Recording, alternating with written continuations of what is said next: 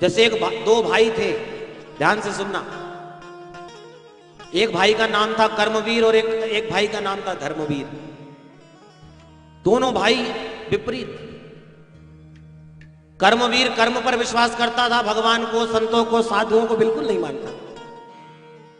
और जो धर्मवीर था वो धर्म पे विश्वास करता था, साधु की सेवा करना, संतों की सेवा करना, उनका चिंतन करना, उनको भोजन कराना, ये उसका काम था।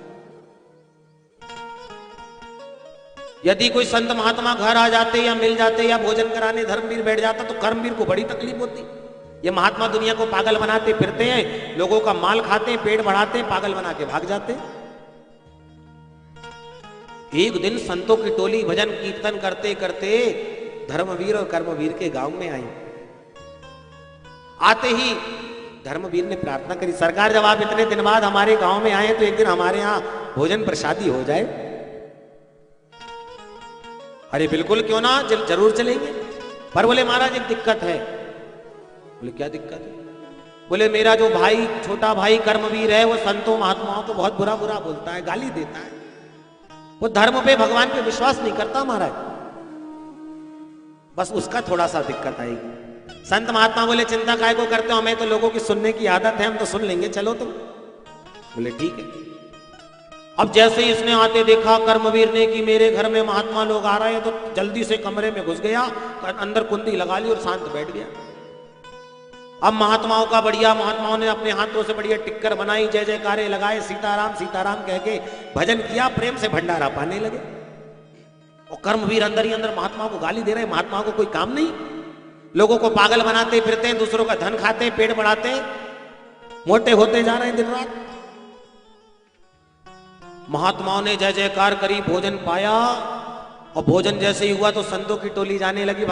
एक जो महंत जी थे, जो विशेष थे महात्माओं के, वो कहने लगे तुम सब जाओ जरा, हम कर्मवीर को सुधार करके आएंगे।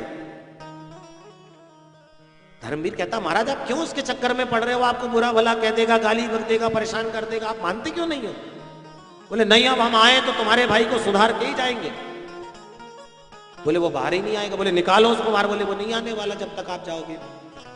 बोले ठीक है, नहीं निकालोगे तो जब तक, कभी तो निकलेगा, हम यहीं बैठ के इंतजार कर रहे हैं उसका। अब महात्माओं की टोली चली गई, एकदम माहौल शांत हो गया। तो इसने कमरे में बैठे बैठे विचार किया, लगता है महात्मा चले गए।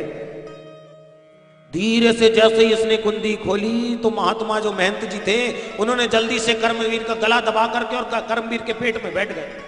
और इतना हृष्ट पुष्ट महात्मा का शरीर, गला दबा के बोले राम राम बोल। बोले मैं नहीं बोलता। उठो उठो मेरे शरीर से, अरे क्या भारी शरीर है तुम्हारा। बोले पहले राम राम बोल, जब तेरा शरीर छोड़ूंगा नहीं तो मैं मार डालूंगा तुझे। कर्मवीर सोच रहा राम राम, ये कैसे महात्मा के चक्कर में पड़ गया, खा खा के एक तो वजन इतना बढ़ा लिया और मेरे पेट पे उड़ बैठ गया। जब तक राम राम नहीं बोलेगा मैं तुझे छोड़ने वाला नहीं, तेरे ऊपर से उठने वाला नहीं, बोल राम बोल। कर्मवीर ने पड़े पड़े विचार किया कि यदि राम राम बोलने में ही भलाई, भैया प्राण तो बचेंगे कम से कम, ये महात्मा ज्यादा देर बैठा रहा तो और प्राण निकल जाएंगे। अच्छा ठीक है भैया, राम राम बोल दिया, अब तो उतर जाओ।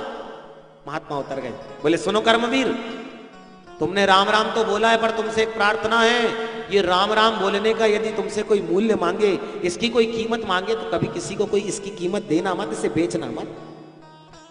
कर्मवीर बोला क्या फालतू की बातें करते हो, ये कोई बेचने वाली चीज है, हम नहीं देने वाले। बोले ठीक है।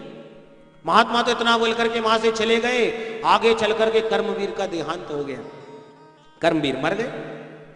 जैसे ही कर्मवीर मरे तो जैसे ही महाराज यमराज के यमदूतों ने कर्मवीर को उठा के यमलोक में ले गए।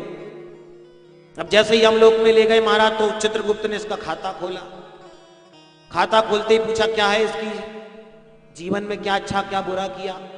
बोले महाराज ये जीवन में नंबर 1 का पापी रहा, इसने संतों को गाली दिया, महात्माओं को गाली दिया, बहुत बुरे बुरे कर्म किए।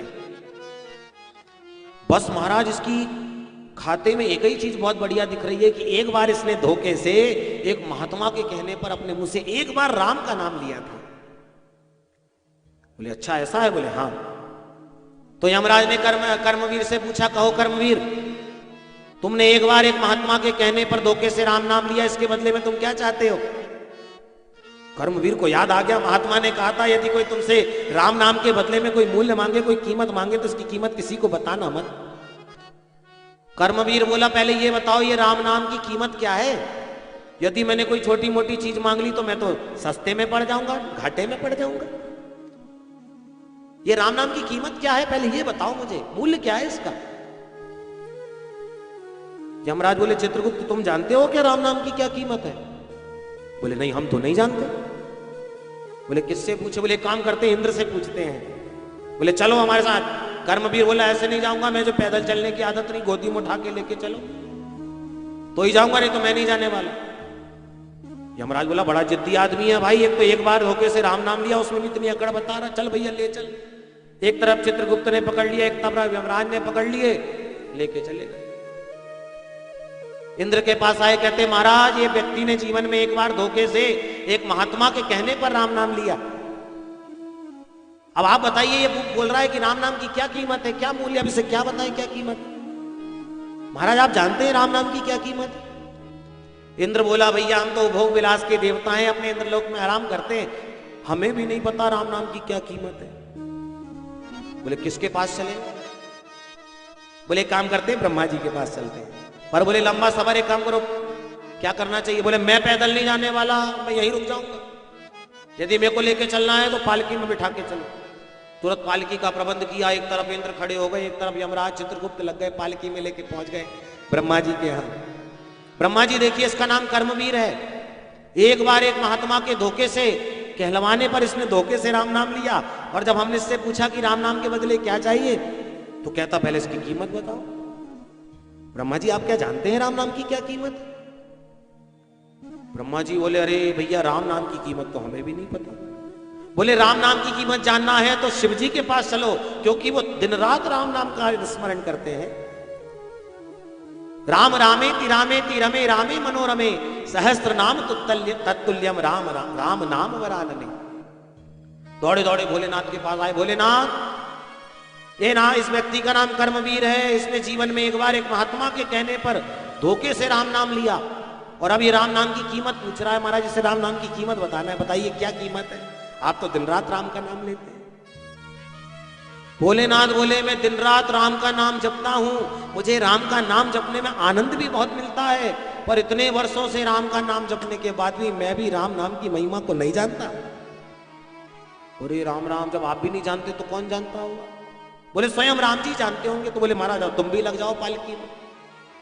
आगे ब्रह्मा जी शंकर जी पालकी में लग गए, पीछे इंद्र यमराज चित्रगुप्त लग गए, और बीच में ये श्रीमान जी बैठ के जा रहे हैं ठस्से से। दौड़े दौड़े दौड़े दौड़े साकेत में पहुंच गए भगवान विष्णु के पास। महाराज एक समस्या आ गई है बहुत बड़ी। बोले क्या हो गया?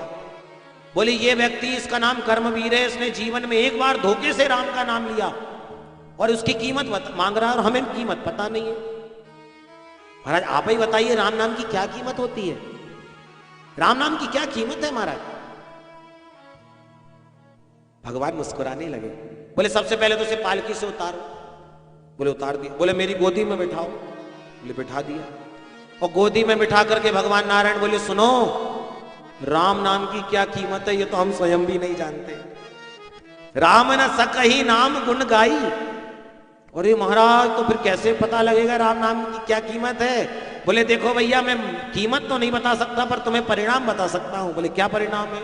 बोले राम नाम, एक बार धोखे से राम नाम लेने का ये परिणाम है कि ब्रह्मा विष्णु इंद्र यमराज चित्रगुप्त जैसे लोग इस व्यक्ति को पालकी में उठा करके घूम रहे हैं, और आखिरी में जो व्यक्ति आकर के मेरी गोद में बैठ गया, इससे बढ़ के राम नाम की और क्या महिमा हो सकती है? बोले हाँ ये बात तो हमने सोची नहीं महाराज। तो विचार कीजिए, जब एक बार धोखे से राम नाम लेने से व्यक्ति भगवान की गोद में सहजता से पहुंच जाता है, तो क्या हम जानबूझ के यदि प्रेम भाव से भगवान का नाम जपेंगे तो क्या हमारा कल्याण नहीं होगा? पर इसके बाद भी नाम निकलता कहां है? जन्म जन्म मुनि जतन कराही, पर अंत राम कहीं आवत नाही। इस चौपाई के दो अर्थ हैं। पहला अर्थ तो यह है जन्म जन्म मुनि जतन कराही, अंत राम कहीं आवत नाही। महात्मा जीवन भर भी राम नाम की रटन लगवाते हैं, फिर भी अंत में राम का नाम निकलता नहीं। और दूसरा अर्थ यह है कि जन्म जन्म तक यदि राम नाम का स्मरण करोगे तो अंत में यदि राम आपने कह दिया तो फिर आवत नाही, फिर इस संसार में व्यक्ति लौट करके नहीं आता। इसलिए भगवान के नाम की यह महिमा है परीक्षित।